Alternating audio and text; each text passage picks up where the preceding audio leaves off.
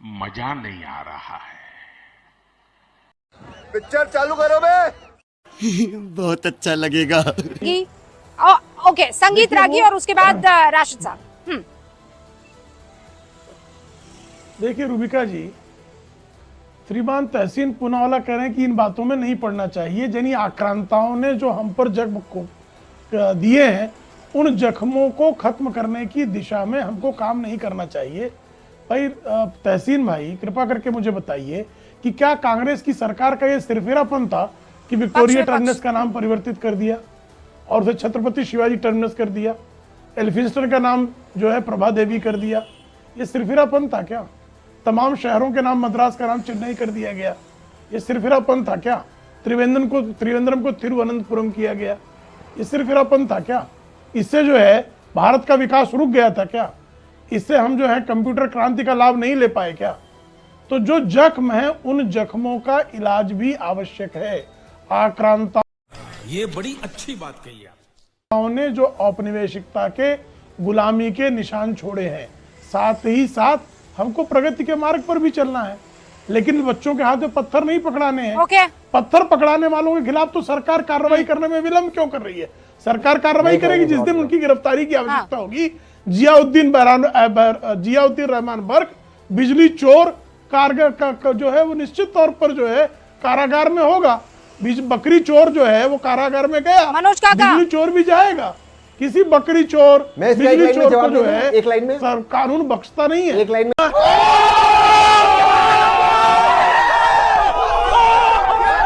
जवाब दे दो। तहसीन जवाब दीजिएगा, लेकिन चूंकि समाजवादी पार्टी के दोनों नेताओं की तरफ सीधी तीखी टिप्पणी हुई है।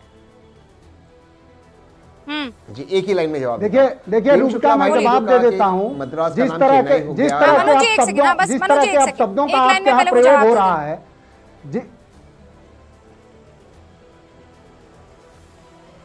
मैं कह दूं कोई उसके बाद मनोज भाई एक ही लाइन कह दूं। जिस तरह के आप अरे कौन भौंक रहा है ये बदतमीज? प्रयोग हो रहा है, सबसे बड़े चोर और सबसे बड़े पंडित है ना, जो पोंगा पंडित हैं, जिनके पास शब्दों का अभाव होता है, सबसे बड़े चोर है वो मालिशमैन है। चिन्मयानंद की तरह अपना आदर्श मानते हैं। पिछड़ों के बच्चों के साथ व्यभिचार करने वाले ये व्यभिचारी, इसका भैंस का पिछड़ा धोना शुरू, पंडिताई शुरू करोगे, यहाँ पोंगा पंडित करोगे, पोंगा पंडित इसकी देखो, इसकी भैंस का पिछड़ा धोने की प्रक्रिया।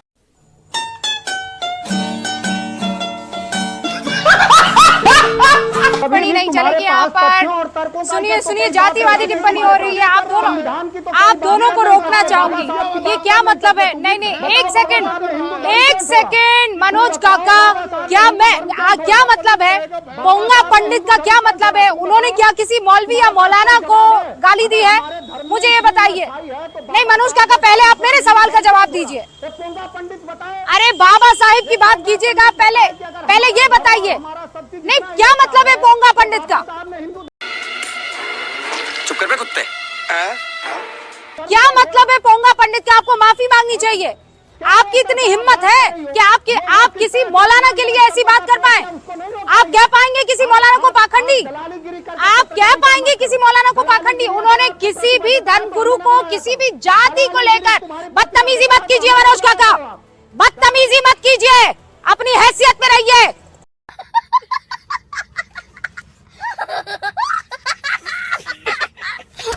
अपनी जुबान काबू में रखिए। आप समझे? आप दलाली करते होंगे आप। खबरदार, जो मेरी इंटेग्रिटी पर सवाल उठाया है, आपको शर्म आनी चाहिए। कभी किसी पंडित को कुछ कह देते हैं, कभी किसी महिला की आबरू के साथ आप कुछ भी आपकी मर्जी में आएगा, सिर्फ ये 2-4 लाइक्स और रीट्वीट के लिए। शर्म कीजिए आप, शर्म। हाँ भाई,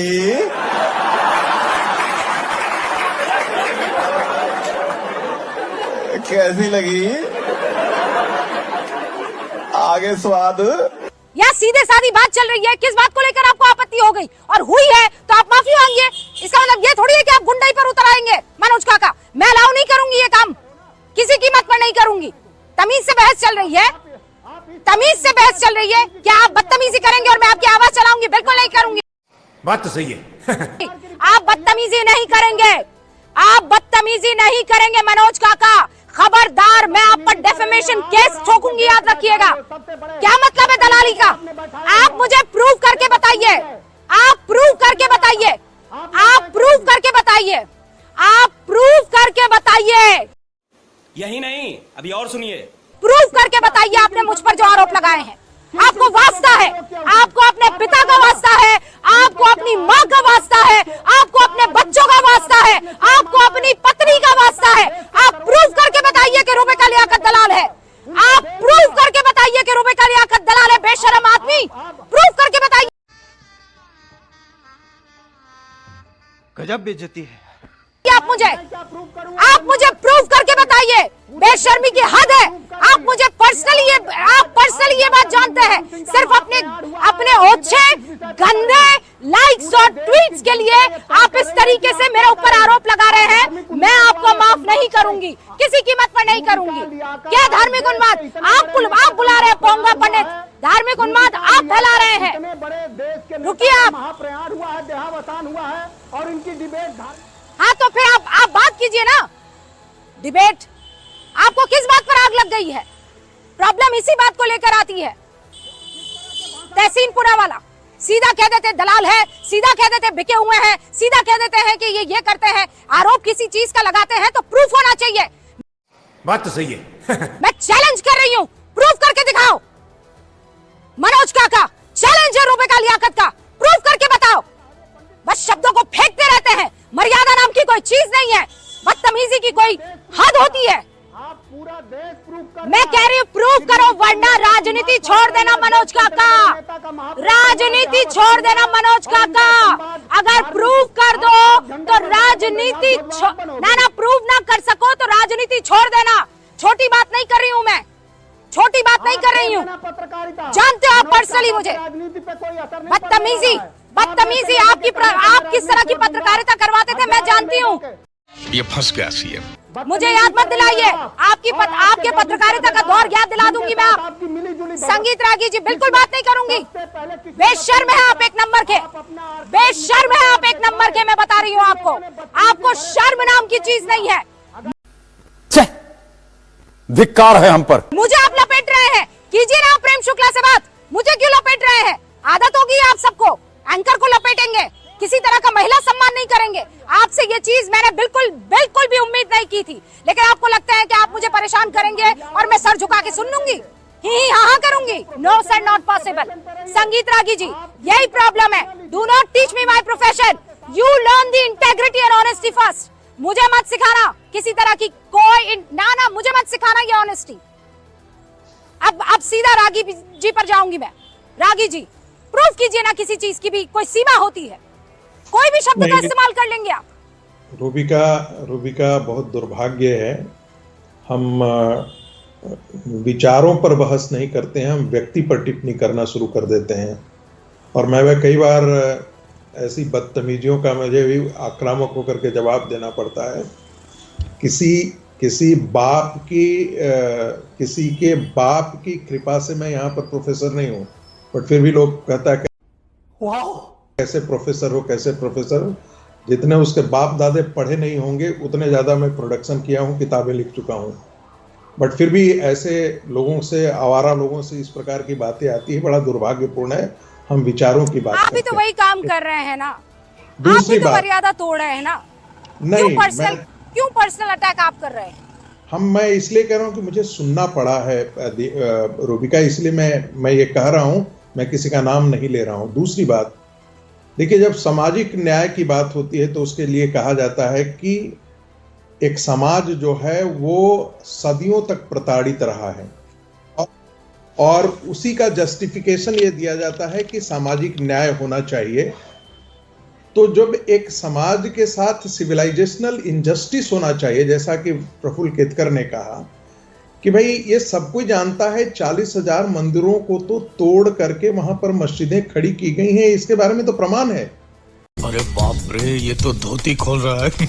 लेकिन हिंदू समाज ने मात्र 3 मंदिरों को और संतों ने मांगा था। रागी जी, मोहन भागवत जो कह रहे हैं वो आपकी लाइंस तो मैच नहीं कर रहा है। वो तो ये कह रहे हैं कि हर जगह थोड़ी आप लोग शिवलिंग और मंदिर ढूंढने के लिए निकलेंगे। एनएसओ का डेटा ये कहता है कि इस देश में 7 लाख मस्जिदें हैं और 5 लाख मंदिर हैं, तो 7 लाख मस्जिदों को तो कोई खोद नहीं रहा है। तो स्वाभाविक है कि हम मोहन भागवत जी के से इधर उधर नहीं जा रहे हैं। दूसरी बात, मैं अभी जो तहसीन पुलावाला कह रहे थे कि बहुत आगे बढ़ने की जरूरत बढ़नी चाहिए।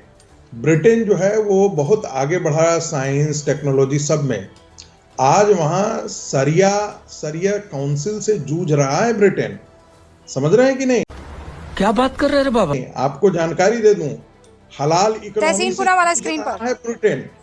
तो ये मत मानिए, एक समाज है उसके अंदर एक बहुत बड़ा रेडिकलाइजेशन है और उसी का कारण है। यदि रूबिका लियाकत की बात मान ली जाए कि भाई सिविलाइजेशनल इनजस्टिस हुआ है, उसको एक्सेप्ट कर लेने में क्या समझ रहा है? आपके पूर्वज भी तहसीन पुनावाला 7 पीढ़ी आगे चले जाएं तो आपके हिंदू ही निकलेंगे, कोई और नहीं निकलेगा। वो सारे के सारे वहां पर सेंट्रल एशिया से नहीं आकर यहाँ पर मुसलमान आ गए हैं। ऐसी स्थिति में यदि आप ये कहते हैं, एक्सेप्ट करते हैं कि हाँ भाई यहाँ पर हुआ है, इसको करेक्ट कर दिया जाए, और कायदे से मैं कहता हूं कि ये तो 1947 में हो जाना चाहिए था, लेकिन गांधी का पाप, एक सेकंड, नेहरू का पाप। मैं चाहती हूँ तहसीन पुनावाला इसका जवाब दे, तहसीन पुनावाला इसका जवाब देंगे, लेकिन उससे पहले मुझे ये बताइए कि उसका कहाँ, मतलब आप क्या चाहते हैं कि जितनी भी मस्जिद और कहाँ ढूंढेंगे, कहाँ खुदाई होगी, उसका कहीं तो कोई तो अंत होगा ना संगीत रागी जी? कहाँ जाकर आप मानेंगे कि नहीं अब जो है ये यहाँ पर पूर्वजों के साथ इंसाफ हो गया है? कहाँ है वो कोई तो साचा होगा ना। देखिए, सारे जगह को तो लोग कोई ढूंढ भी नहीं रहा है, लेकिन जो प्रमुख धर्म स्थल हैं, मैं 3 की बात मैं नहीं कर रहा हूं, प्रमुख धर्म स्थल है, उनके बारे में तो जरूर बात किया जाना चाहिए। और यदि वो कल जाकर के जिस प्रकार के संबल में निकला है, उसके बारे में हिंदू समाज क्यों नहीं बात करेगा? और उसके अतिरिक्त हिंदू समाज स्वीकार क्यों करेगा इस चीजों को कि वहां हमारे मंदिर को तोड़ करके वहां जामा मस्जिद खड़ा है? अरे एक जामा मस्जिद नहीं, 10 जामा मस्जिद खड़ा करो, फिर भी हिंदू समाज एंटाइटल्ड है उसको लेने का। यदि भोज का मंदिर है, भोजशाला का मंदिर है, वो हिंदू समाज को मिलना ही चाहिए। यदि तुम कुतुब मीनार खड़ा कर देते हो, 30 सेकंड में इसका जवाब दीजिए, राशिद साहब इंतजार कर रहे हैं। ओके, तहसीन पुनावाला, संगीत रागी स्क्रीन पर।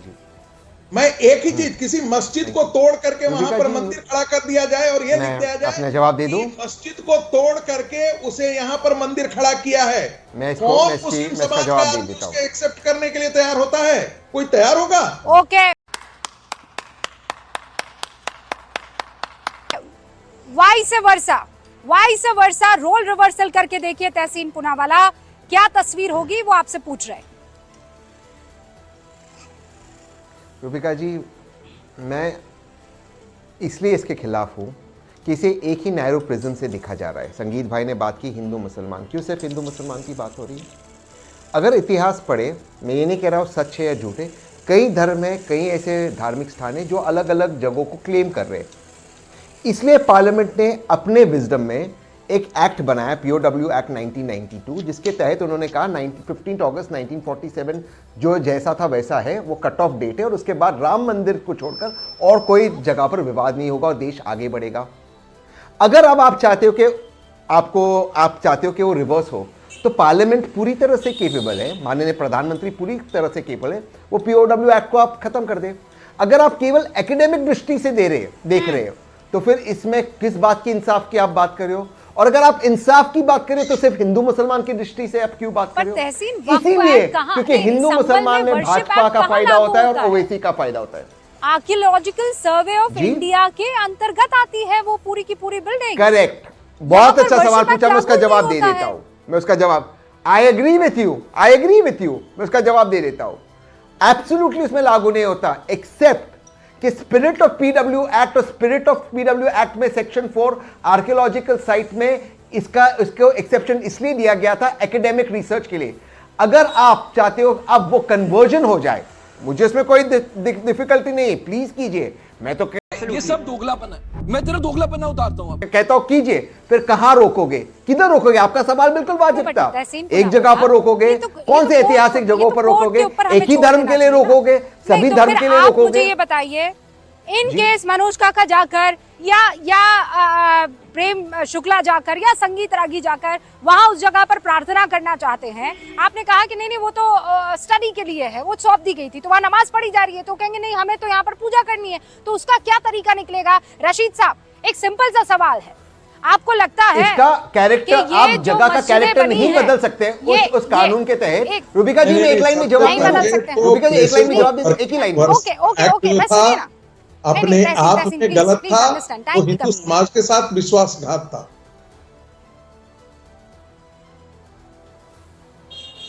हाँ, आप एक जगह का कैरेक्टर नहीं बदल सकते। अगर आपको कैरेक्टर बदलना है, मुझे इसमें कोई दिक्कत नहीं, आप उस एक्ट को खारिज कर दीजिए और वो एक्ट से पार्लियामेंट खारिज कर सकती है। अरे भाई आपको दिक्कत नहीं है ना Tahseen Poonawalla, you come from no you आप